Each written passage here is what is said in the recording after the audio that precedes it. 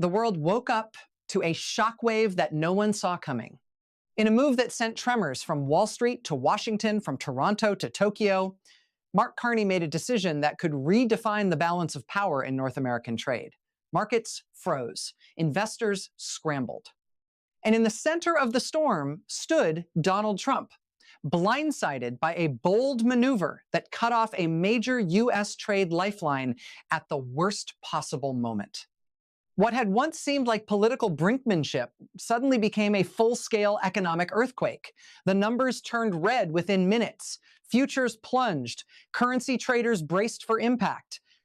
And behind closed doors, officials on both sides of the border realized this was no routine dispute. This was something far bigger.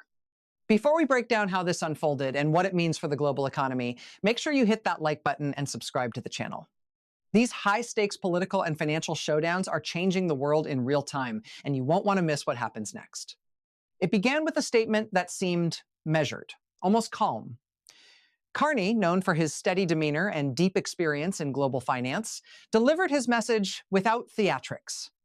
But the substance was explosive. Canada would be suspending a critical trade channel that U.S. industries had quietly come to rely on for years. This wasn't symbolic. This wasn't a minor tariff tweak. This was a strategic choke point, a lever that had long been underestimated in Washington. For decades, the economic relationship between the United States and Canada has been described as unshakable. Billions of dollars in goods cross the border daily. Energy flows south. Manufactured products move north. Supply chains intertwine so tightly that disentangling them seems almost impossible. But Carney's move proved something else. Interdependence can be weaponized. Trump, who built much of his political brand on renegotiating trade deals and projecting economic dominance, suddenly found himself reacting rather than dictating. Sources close to the situation described a scramble inside policy circles. Advisors debated retaliation. Markets demanded clarity. Business leaders pleaded for stability. But the damage, at least in the short term, was already unfolding. The lifeline in question wasn't just about dollars and cents. It was about timing. The U.S. economy had been navigating fragile ground, inflation pressures, interest rate uncertainty, election year volatility. Cutting off a key trade artery at this moment amplified every vulnerability. Key sectors felt the hit immediately. Energy prices flickered upward. Manufacturing stocks dipped sharply. Logistics companies warned of bottlenecks that could ripple through supply chains within days.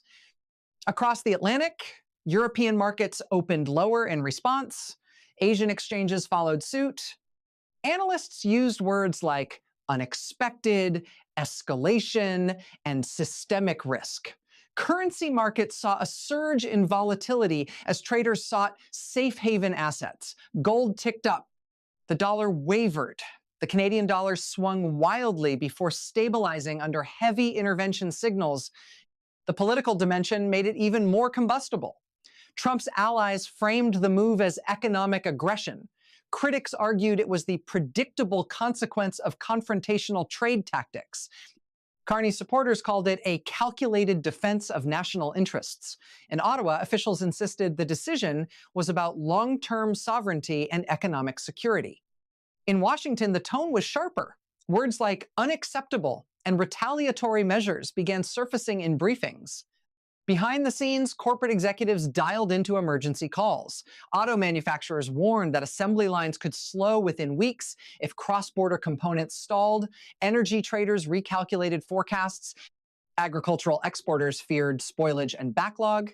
Even tech firms, often insulated from traditional trade disputes, watched carefully as semiconductor and rare material supply chains showed early signs of strain. What stunned observers most was the precision. This wasn't a broad-based embargo. It was targeted, strategic, designed to maximize leverage while minimizing collateral damage at home.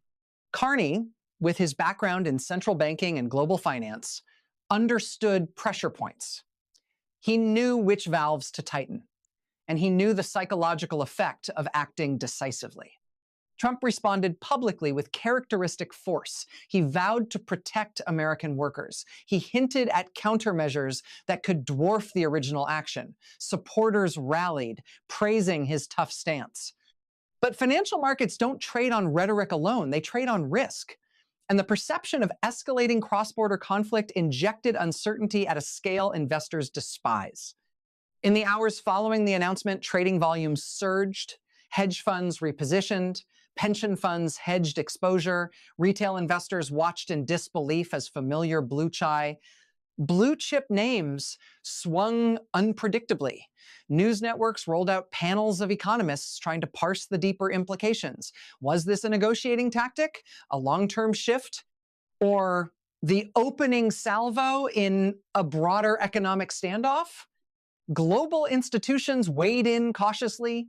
Officials from international trade bodies urged dialogue. Central bankers signaled readiness to stabilize markets if necessary. But there was an undercurrent of concern that extended beyond North America. If two of the world's closest trading partners could weaponize economic interdependence so abruptly, what did that mean for global stability? The energy sector stood at the heart of the drama. Cross-border energy flows have long acted as a stabilizing force between the two nations. Pipelines, grid connections, and joint infrastructure projects represent decades of cooperation. Interruptions in that ecosystem reverberate quickly.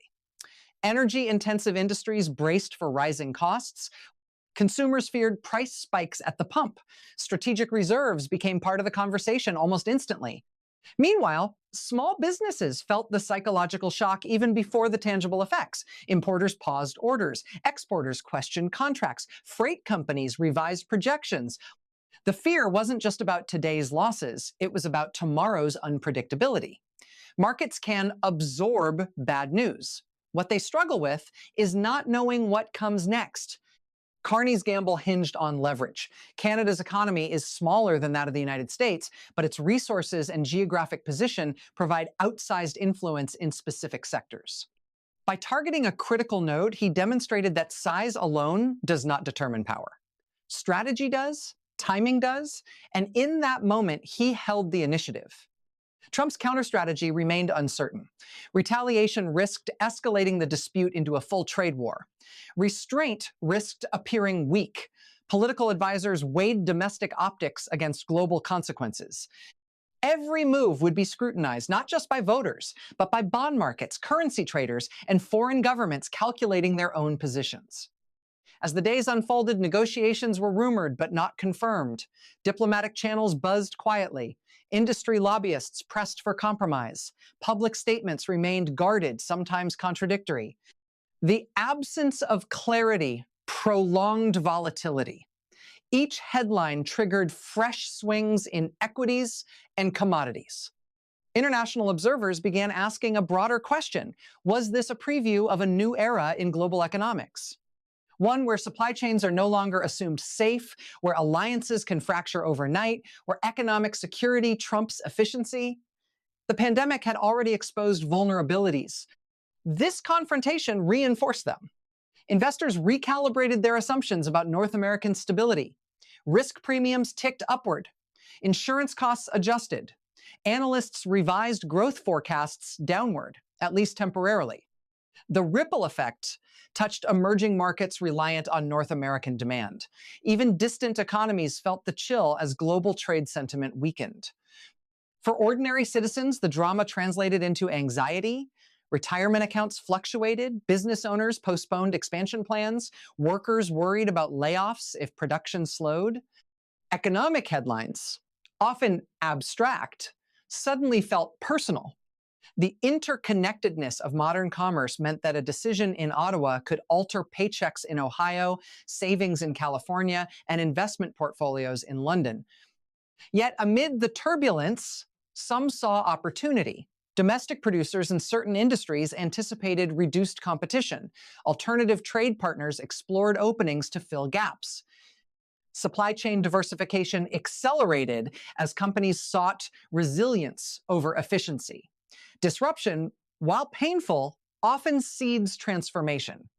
Carney's defenders argued that asserting economic sovereignty was necessary in a world of shifting power dynamics. Trump supporters insisted that strong retaliation would restore balance. Both narratives resonated with different audiences. But markets remained agnostic to ideology. They reacted to data, to flows, to probabilities. As negotiations intensified behind closed doors, the public chess match continued. Statements were parsed for tone, body language analyzed, timelines speculated upon. Every rumor moved billions of dollars in value within seconds. The digital age amplified every tremor. What made this episode historic was not just the immediate financial shock, but the symbolism. Two nations with one of the deepest economic partnerships on Earth had tested the limits of interdependence. The assumption that proximity guarantees harmony had been challenged.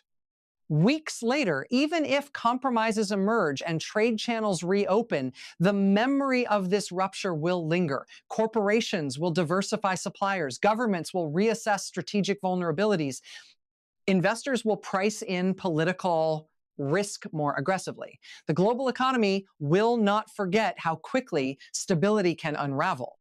Trump, known for turning confrontation into political theater, may yet reframe the narrative to his advantage. Carney, disciplined and methodical, may leverage the outcome to strengthen his domestic standing. But beyond personalities lies a structural shift. The recognition that trade lifelines are also pressure points. Markets eventually stabilize. They always do. But scars remain. Risk models adapt. Alliances evolve. And leaders learn or fail to learn from the brink. In the end, this was more than a clash of egos or policies. It was a reminder that economic power is dynamic, that leverage can come from unexpected directions. That confidence can evaporate in a single announcement. And that in a world built on complex interdependence, decisive moves carry global consequences. The shock that began with one calculated decision rippled outward, shaking assumptions, testing alliances, and forcing a reckoning about the fragility of modern trade. Whether this moment becomes a footnote in a prolonged negotiation or the spark of a broader realignment will depend on what happens next. But one thing is certain: the day Carney cut off that major U.S. trade lifeline, the world was reminded that economic gravity can shift without warning, and when it does, everyone feels the tremor.